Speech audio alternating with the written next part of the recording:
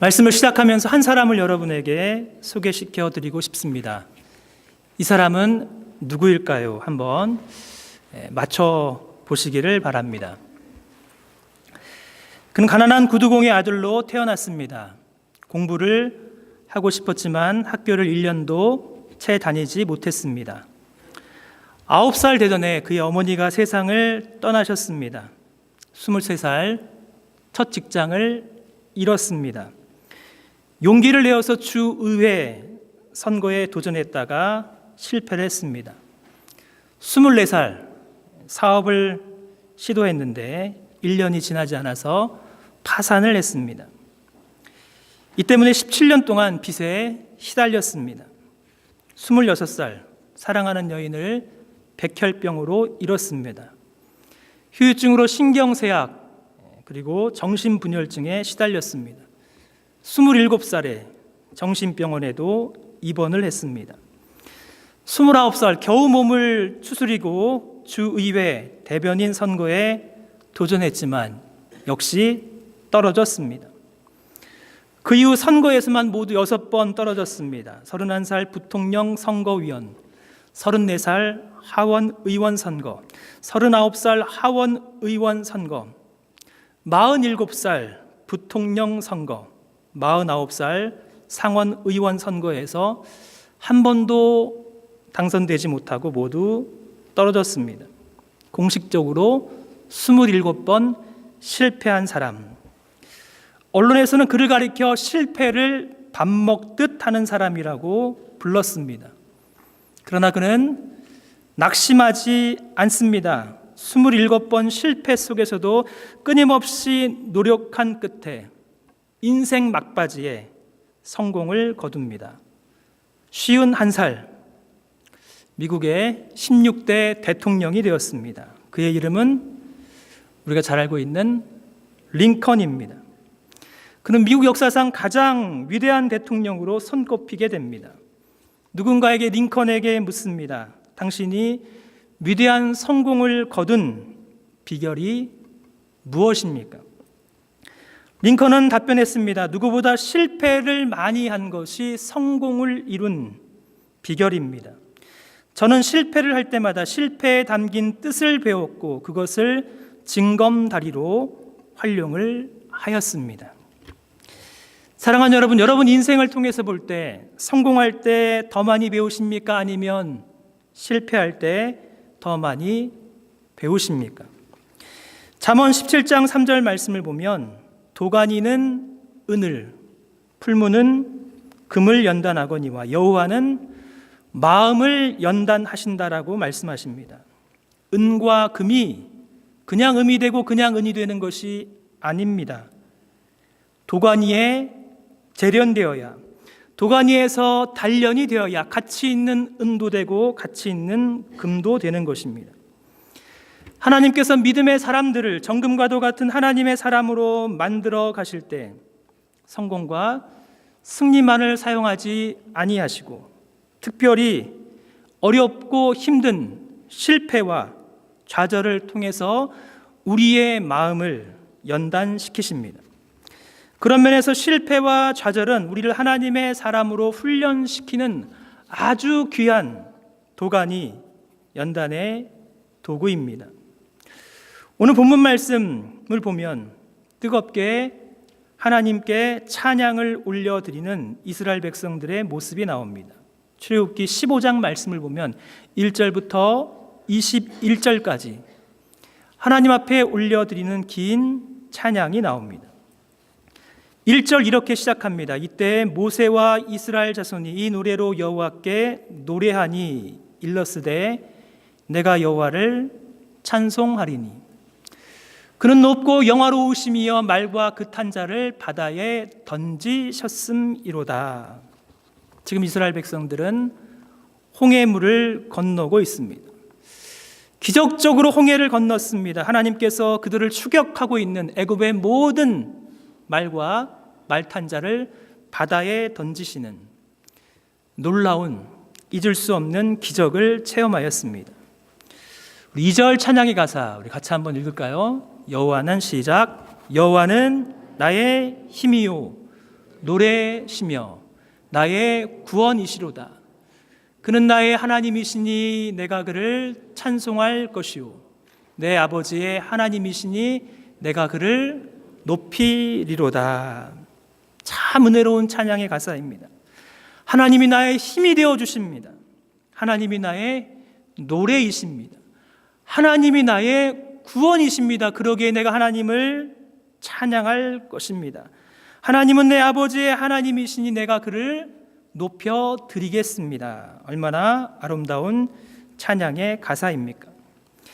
21절까지 찬양이 이어집니다. 21절 미리암이 그들에게 화답하여 이르되 너희는 여호와를 찬송하라. 그는 높고 영화로우심이여 말과 그 탄자를 바다에 던지셨음이로다. 인생에 잊을 수 없는 하나님의 크신 은혜를 그들은 경험하고 있습니다. 우리가 부른 찬양처럼 그들도 마음을 다해서 전심으로 하나님을 찬양하고 있습니다. 그런데 심각한 문제는 이렇게 하나님께 올려드린 찬양이 그리 오래가지 않는다는 것입니다. 하나님을 향한 뜨거운 찬양이 점점 식어지고 이제는 찬양이 아니라 그들의 마음 가운데 원망이 흘러나오기 시작합니다. 이스라엘 백성들은 홍해에서 능력의 하나님의 크신 구원의 은혜를 눈으로 목도하고 경험하였습니다. 그 은혜를 체험하고 이제 수르 광야로 들어가게 되었습니다. 거기서 광야에 사흘 길을 걸었으나 물을 얻지 못하였습니다. 뜨거운 찬양 후에 단 3일이 지났습니다. 그 입에서 나오던 하나님을 향한 감격스러운 찬양이 3일이 지난 지금은 다 어디에 있는 것입니까?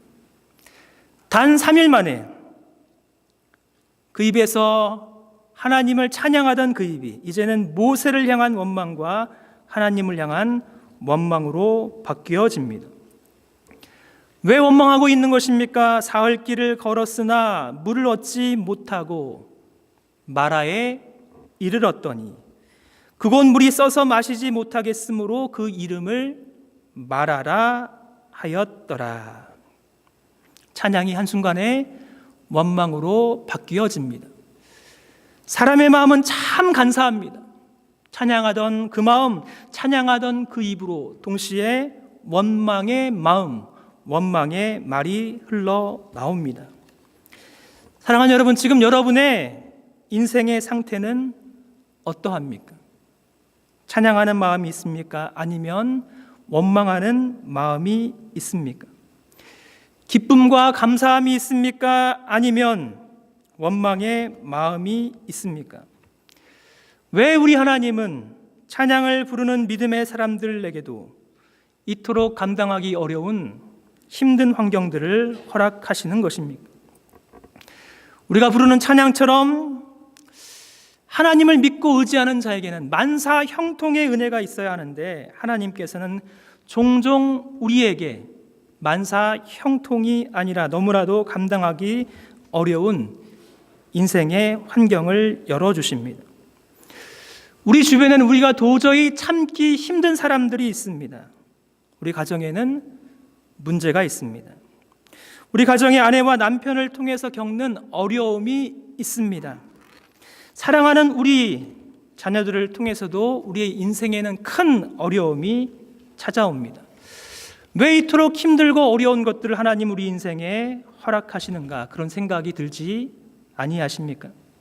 전능하신 하나님을 믿는 우리 믿음의 사람들은 하나님의 말씀을 따라 항상 기뻐하라, 쉬지 말고 기도하라, 범사에 감사하라, 이것이 그리스도 안에서 너희를 향하신 하나님의 뜻이니라. 그 말씀처럼 항상 기뻐하고 쉬지 말고 기도하고 범사에 감사해야 하지만 우리의 현실은 항상 그리 밝은 것만은 아닙니다.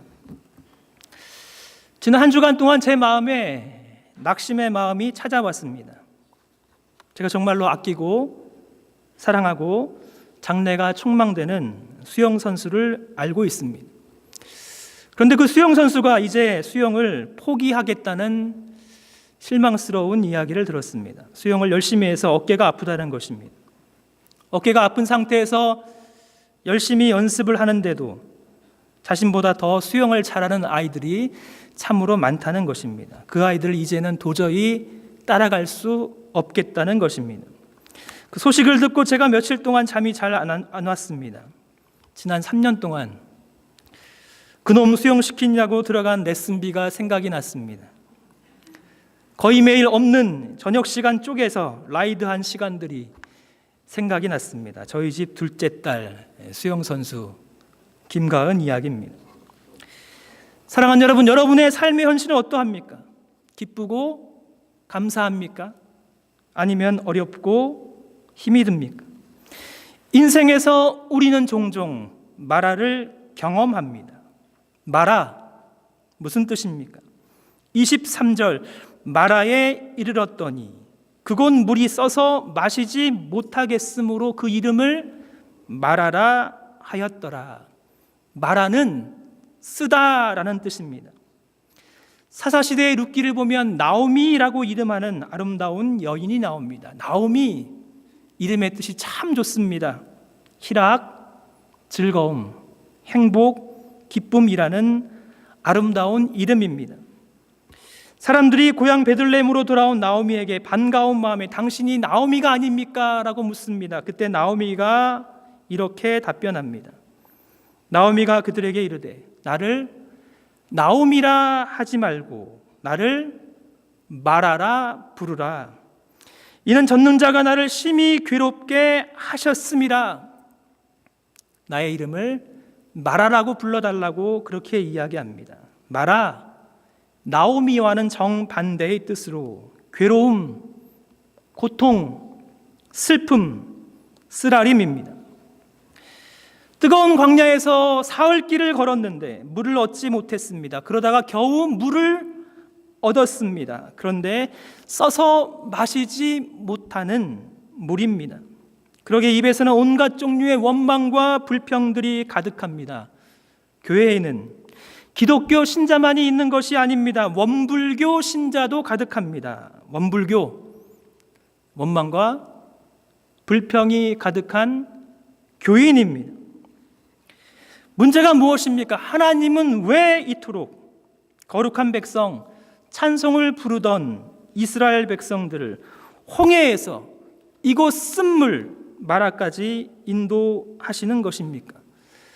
의도적인 인도하심입니다. 지도를 보면 홍해를 건너자마자 바로 마라로 인도하시는 것입니다. 그렇게 하신 이유가 있습니다. 인생의 마라를 경험할 때 하나님께서는 저와 여러분이 반드시 배워야 하는 교훈을 주시기 위해서 그렇게 하시는 것입니다. 인생의 마라를 경험할 때 우리가 반드시 깨우쳐야 하는 것이 있습니다.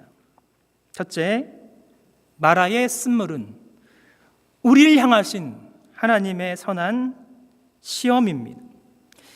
25절 말씀을 다시 보면 모세가 여호와께 부르짖었더니 여호와께서 그에게 한 나무를 가리키시니 그가 물에 던지니 물이 달게 되었더라. 거기서 여호와께서 그들을 위하여 법도와 율례를 정하시고 그들을 시험하실세.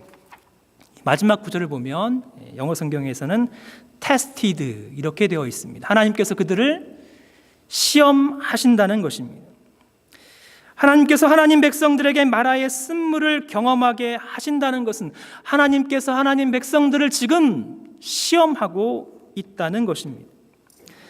하나님 종종 우리에게 복을 주시기 전에 우리가 복을 받기에 합당한 사람인가 그렇지 않은 사람인가 우리를 시험하십니다. 우리를 넘어뜨리려는 시험이 아닙니다. 복을 주시기 위한 시험입니다. 이 시험에 통과하면, 이 시험에 합격하면 그에 합당한 복을 주시기 위한 소중한 시험입니다. 창세기 22장 1절과 2절을 보면 성경에서 가장 유명한 시험의 장면이 나옵니다. 하나님께서 아브라함을 시험하십니다.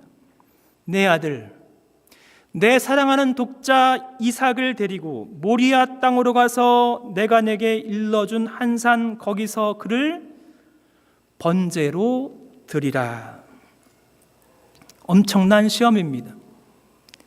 사랑하는 독자 이삭, 아브라함에게 어떠한 아들입니까? 100세에 겨우 낳은 아들, 너무나도 귀한 아들입니다. 하나님도 아브라함이 아들 이삭을 사랑하는 줄을 잘 알고 계십니다. 아브라함 인생의 가장 중요한 것이 아들 이삭입니다. 그런 아브라함에게 사랑하는 독자 이삭을 번제, 불로 태워드리는 것입니다. 번제로 드리라, 분명한 하나님의 시험입니다. 쉬운 시험이 아닙니다. 어려운 시험입니다. 아니, 거의 불가능한 시험입니다. 이 시험을 아브라함이 아니라 아내 사라에게 주신다면 사라는 통과했을까요? 말씀을 준비하면서 아내에게 물어봤습니다. 만약에 하나님께서 사랑하는 우리 아들 동률이를 번제로 드리라는 시험을 주신다면 어떻게 하겠는가? 도저히 불가능한 시험입니다. 감사한 것은 하나님께서 아무나 이런 종류의 시험을 주시지 않습니다. 그런데 아브라함에게는 왜 이토록 어려운 시험을 주시는 것입니까? 이 시험에 아브라함은 어떻게 반응합니까? 아브라함은 독자 이삭을 번제로 드리기 위해서 칼을 잡습니다. 칼을 들고 독자 이삭을 하나님께 진짜로 번제로 드리려고 합니다. 그때 하나님께서 말씀하십니다. 아브라함아, 아브라함아, 그 아이에게 손을 대지 말라. 그에게 아무 일도 하지 말라. 내가 내 아들 내 독자까지도 내게 아끼지 아니하였으니 내가 이제야 내가 하나님을 경외하는 줄을 아노라. 내가 이제야 내가 하나님을 경외하는 줄을 아노라. 큰 시험이지만 아브라함은 그 시험에 통과하였습니다. 하나님께서 말씀하십니다. 이제야 내가 하나님을 경외한 줄을 아노라. 인정하십니다. 아브라함이 이제 어떠한 상황에서도 하나님을 경외하는 참된 믿음의 사람임을 확인하시고 그에게 엄청난 복을 약속하셨습니다. 22장 16절부터 18절까지 말씀, 여호와께서 이르시기를 내가 나를 가리켜 맹세하노니 내가 이같이 행하여 내 아들 독자도 아끼지 아니하였은즉 내가 내게 복을 주고 내 씨가 크게 번성하여 하늘의 별과 같고 바닷가의 모래와 같게 하리니 내가 그 대적의 성문을 차지하리라. 또 내 씨로 말미암아 천하 만민이 복을 받으리니 이는 내가 나의 말을 준행하였음이라. 사랑하는 여러분, 하나님께서 여러분의 인생에도 정말로 복을 주시기를 기대하십니까? 그것을 소원하십니까? 그렇다면 먼저 하나님께서 우리 인생에 주시는 쓰디쓴 시험을 통과하셔야 합니다. 마라의 쓴물은 우리가 하나님을 경외하는 믿음의 사람인가 아닌가를 시험하시는 하나님의 시험입니다. 마라의 쓴물은 우리가 하나님의 복을 받을 만한 자격이 정말로 있는 사람인가 그렇지 않은 사람인가 시험하시는 하나님의 시험입니다. 하나님의 시험 앞에 어떻게 반응하시겠습니까? 어렵지만 포기할 수 없는 시험입니다. 문제는 인생의 실패와 역경 앞에 우리가 어떻게 하나님 앞에 반응해야 하는가, 그것을 배워야 한다는 것입니다. 오늘 말씀을 보면 마라의 쓴물 앞에 저와 여러분이 반드시 배워야 하는 두 가지 깨달음이 있습니다. 마라의 시험 앞에 우리가 해야 할 두 가지가 있습니다. 찬양만 해서는 안 되는 것입니다. 25절과 26절, 우리 두 구절 천천히 한번 읽겠습니다. 시작. 모세가 여호와께 부르짖었더니 여호와께서 그에게 한 나무를 가리키시니 그가 물에 던지니 물이 달게 되었더라. 거기서 여호와께서 그들을 위하여 법도와 율례를 정하시고 그들을 시험하실세. 이르시되 너희가 너희 하나님 나 여호와의 말을 들어 순종하고 내가 보기에 의를 행하며 내 계명에 귀를 기울이며 내 모든 규례를 지키면 내가 애굽 사람에게 내린 모든 질병 중 하나도 너희에게 내리지 아니하리니 나는 너희를 치료하는 여호와임이라. 아멘. 마라의 쓴물 앞에 저와 여러분이 반드시 배워야 하는 두 가지 무엇입니까? 부르짖어 기도하는 것. 하나님 말씀에 순종하는 것입니다. 마라의 쓴물 앞에 우리는 하나님께 부르짖으며 기도하는 방법을 배워야 합니다. 마라의 쓴물 앞에 우리는 하나님 말씀을 들어 순종하는 것을 반드시 배워야 합니다. 언제 기도를 배울 수 있겠습니까? 언제 하나님의 음성을 듣는 훈련을 배울 수 있겠습니까? 저의 경우를 봐도 정말 하나님을 깊이 신뢰하는 믿음의 기도는 인생의 실패와 좌절과 고통 가운데 배우는 것입니다. 실패와 고통 가운데 있지만 기도하면서 들려주시는 하나님의 말씀이 또렷하게 들려지기 시작합니다. 그러므로 마라의 쓴물은 우리로 하여금 하나님을 더 철저하게 의지하게 하시는 하나님의 은혜입니다. 마라의 쓴물은 우리로 하여금 하나님께 부르짖음을 배울 수 있는 너무나도 귀한 훈련의 시간입니다. 그러므로 마라의 쓴물은 그냥 마시는 것이 아닙니다. 쓴물을 통해서 하나님 앞에 나아가는 훈련을 받습니다. 쓴물을 통해서 그 상황에서 우리에게 말씀하시는 하나님의 음성에 귀를 기울여야 하는 것입니다.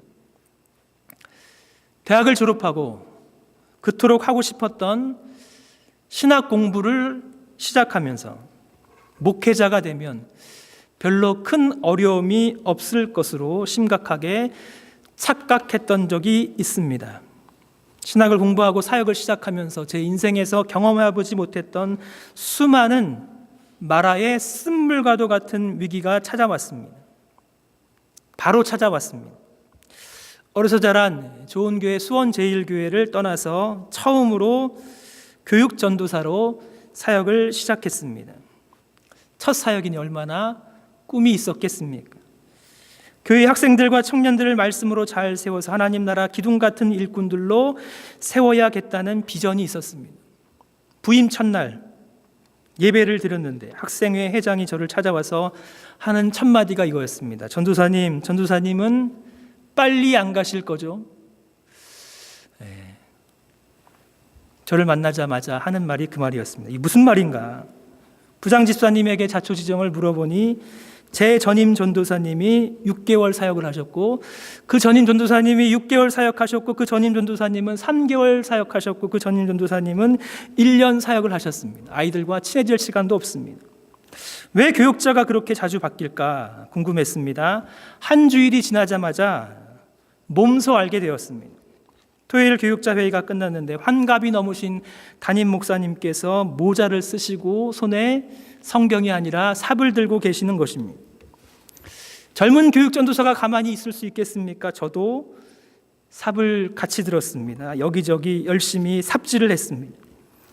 그렇게 하루만 보낸 것이 아니라 매주 그렇게 보냅니다. 사역 후 첫 여름방학이 찾아왔습니다. 읽고 싶은 책들이 많았습니다. 성경을 좀 제대로 공부하고 신학 서적들을 잘 소화해서 공부를 하고 싶은 마음의 소원이 생겼는데 여름방학 내내 새벽 기도가 끝나고 나서 아침에 시작된 일이 오후 6시 퇴근 시간 할 때까지 여름방학 내내 그렇게 일하는 것입니다. 집에 돌아와서 저녁을 먹고 바로 쓰러져 잠이 들었습니다. 기도가 절로 나왔습니다. 기도가 아니라 사실은 원불교 신자의 기도를 드렸습니다. 하나님, 신학 공부 제대로 하고 싶은데 여건이 되지 않습니다. 아이들과 청년들 하나님 말씀으로 양육하고 싶은데 잘 환경이 되지 않습니다. 어떻게 해야 합니까? 왜 이렇게 문제가 많은 교회에 저를 사역자로 불러주셨습니까? 이 일 하겠다고 부모님 반대에도 불구하고 제가 대학을 졸업하고 신학대학원 가겠다고 했을 때 저희 아버님이 호적을 팔아 라고 말씀하셨는데 이 일 하라고 신학에 헌신한 거 아니지 않습니까? 이렇게 힘들고 어려운 곳에서 도저히 사역 못하겠습니다. 그렇게 원불교 신자가 되어서 원망하고 불평이 나오기 시작했는데 기도 시간마다 그렇게 원망과 불평하고 있었는데 하나님께서 보여주시는 모습이 있었습니다. 제 눈에 누가 보였냐면 우리 불쌍한 아이들 방황하고 있는 청년들이 눈에 들어왔습니다. 말씀에 갈급해하고 있는 성도님들이 보였습니다. 하나님께서 왜 저를 그 교회에 보내셨는지 깨닫게 되었습니다. 그때 하나님께서 말씀도 주셨습니다. 사도행전 7장 29절, 모세가 이 말 때문에 도주하여 미디안 땅에서 나그네가 되어 거기서 아들 둘을 낳으니라. 이 말씀, 하나님께서 모세를 정금과도 같은 하나님의 사람으로 쓰시기 전에 무려 40년을 미디안 광야에서 훈련을 시켰습니다. 이렇게 힘든 곳에서도 낙심하지 아니하고 성실하게 사역을 감당할 수 있는 목회자로 훈련을 받는다면 그 어떠한 곳에 가서도 사역을 감당할 수 있으리라는 마음의 확신도 주셨습니다. 열심히 일하면서 수요 예배, 금요 철야 기도회, 토요일 새벽 기도회, 토요일 청년 예배, 주일 오후 예배, 정말 쉴 새 없이 말씀을 준비하고 말씀을 전했습니다. 그때 인생에서 최고로 말씀으로 훈련을 받은 것 같습니다. 그러면서도 말씀에 갈급해하고 있는 아이들과 우리 청년들, 우리 성도님들을 적은 힘이나마 진리의 말씀으로 인도할 수 있다면 아무리 힘이 들어도 그것만으로도 만족하고 행복해할 수 있는 마음이 들었습니다. 신기하게도 원망과 불평이 기쁨과 감사함으로 바뀌었습니다. 상황이 바뀐 게 아니라 제 마음이 바뀌었습니다. 처음 사역지 힘들었지만 교회 요람을 찾아보니 만 3년 제일 오랫동안 사역을 하였습니다. 사역 마치고 나서 담임 목사님께서 수원에 있는 유명한 갈비집에 데리고 가셔서 갈비를 사주셨습니다. 어디에 가서든지 사역 잘 하리라. 두 번째 위기, 신학대학원을 졸업하고 역사신학 공부가 더 하고 싶어서 2001년 켈빈 신학교 유학을 준비하고 있었습니다. 1년의 시간이 남았는데 유학에 필요한 학비가 없어서 수원에서 분당까지 가면서 아이들을 가르치면서 과외를 했습니다. 과외가 너무 잘 됐습니다. 오후 3시부터 새벽 2시까지 월요일부터 토요일까지 쉴 새 없이 아이들을 가르쳤습니다. 초등학교에서 고3 학생까지 과학과 수학을 가르쳤습니다. 분당에서 날리는 유명한 과외 선생님이 되었습니다. 정말로 아이들이 줄을 섰습니다. 제 인생에서 가장 경제적으로 여유가 있었던 시기, 제 아내는 그때가 제일 행복했다라고 지금도 종종 이야기를 합니다. 유혹이 찾아왔습니다. 유학이고 사역이고 다 내려놓고 평생 제가 좋아하는 거 가르치면서 존경받고 인정받으며 살면 어떠한가 뿌리치기 힘든 큰 유혹이 찾아왔습니다. 그러다가 저기 뒤에 있는 18개월 된 저희 첫째 딸 가영이가 큰 교통사고를 당했습니다. 엄마 손잡고 가던 딸이 혼자 걷다가 자동차에 치였습니다. 병원에 가니 머리가 깨지고 온몸에 피투성이가 된 딸을 보는데 제 마음에 하나님의 음성이 들렸습니다. 너 지금 뭐 하고 있냐? 그때 목사로 안수받기 직전에 다시 한번 하나님의 부르심의 음성을 들었습니다. 그러나 내가 나된 것은 하나님의 은혜로 된 것이니 내게 주신 그의 은혜가 헛되지 아니하여 내가 모든 사도보다 더 많이 수고하였으나 내가 한 것이 아니요 오직 나와 함께 하신 하나님의 은혜로라. 이 말씀에 가르치던 아이들 다 다른 선생님 연결시켜주고 풀타임 부목사로 4년 동안 사역하게 되었습니다. 이때 영혼을 사랑하는 목회가 무엇인지 배운 것 같습니다. 말씀으로 성도들을 훈련시키는 사역을 하는 것이 얼마나 감사하고 행복한 것인지 깨닫게 되었습니다. 인생의 마라에서, 인생의 쓴물과도 같은 상황에서 우리를 향하신 하나님의 뜻은 지금은 바싹 낮아져서 겸손하게, 더욱 겸손하게 하나님께 부르짖으라는 주님의 음성이었습니다. 마라의 상황은 지금 부르짖으면서 하나님의 음성을 들어야 한다는 신호를 주셨습니다. 부르짖으며 하나님의 말씀을 구할 때마다 우리에게 주시는 하나님의 놀라운 은혜가 있습니다. 우리를 너무나 사랑하시는 주님의 음성입니다. 인생의 쓰디쓴 실패를 경험할 때마다 말씀의 사람, 기도의 사람 링컨이 붙들고 기도한 말씀이 있습니다. 시편 34편 6절 말씀. 이 곤고한 자가 부르짖음에 여호와께서 들으시고 그의 모든 환난에서 구원하셨도다. 시편 34편 6절 천천히 같이 한번 읽겠습니다. 시작. 이 곤고한 자가 부르짖음에 여호와께서 들으시고 그의 모든 환난에서 구원하셨도다. 어렵고 힘든 순간마다 링컨은 이 말씀을 의지하며 기도의 자리로 나아갑니다. 곤고한 자가 부르짖으면 하나님께서는 들어주신다. 그리고 우리 하나님께서는, 선하신 하나님께서는 그의 모든 환난에서 구원하신다. 그러게 실패가 아닙니다. 성공으로 나아가는 디딤돌이 되는 것입니다. 예레미야 33장 3절. 너는 내게 부르짖으라. 내가 내게 응답하겠고 내가 알지 못하는 크고 은밀한 일을 내게 보이리라.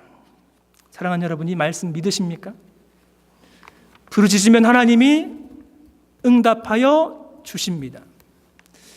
크고 은밀한 일을 우리에게도 보여주십니다. 그러므로 마라의 쓴물은 그냥 마시는 것이 아닙니다. 그 쓴물을 가지고 부르짖으며 하나님의 은혜의 보좌 앞에 담대히 나아가는 것입니다. 그렇게 나아가면 하나님은 우리의 원망과 불평을 바꾸십니다. 우리의 생각을 바꾸어 주십니다. 쓴물을 단물로 바꾸어 주십니다. 새로운 시각이 열립니다. 새로운 하나님의 은혜를 경험합니다. 그러므로 마라의 쓴물은 오히려 하나님의 새로운 은혜를 경험케 할 수 있는 단장된 축복, 단장된 복의 기회입니다. 마라의 쓴물에서 만나는 하나님, 나는 너희를 치료하시는 여호와임이라. 여호와 라파의 하나님은 마라의 쓴물의 상황에서 만나는 것입니다. 마라의 쓴물만이 아닙니다. 마지막 구절 27절. 하나님께서는 그들을 마라에서 그 다음 장소로 이동시키십니다. 그들이 엘림에 이르니 거기에 물샘 12과 종려나무 70그루가 있는지라.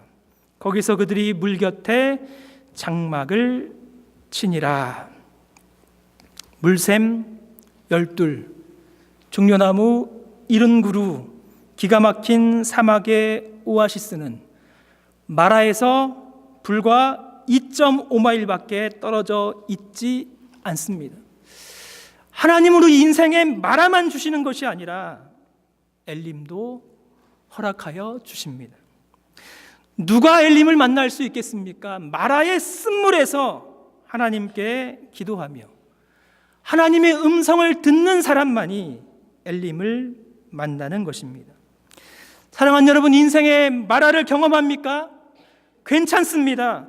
하나님 여러분 복 주시기 위함입니다. 그러나 두 가지는 반드시 배우시기를 바랍니다. 부르짖으며 기도하는 것, 하나님의 음성을 듣는 것.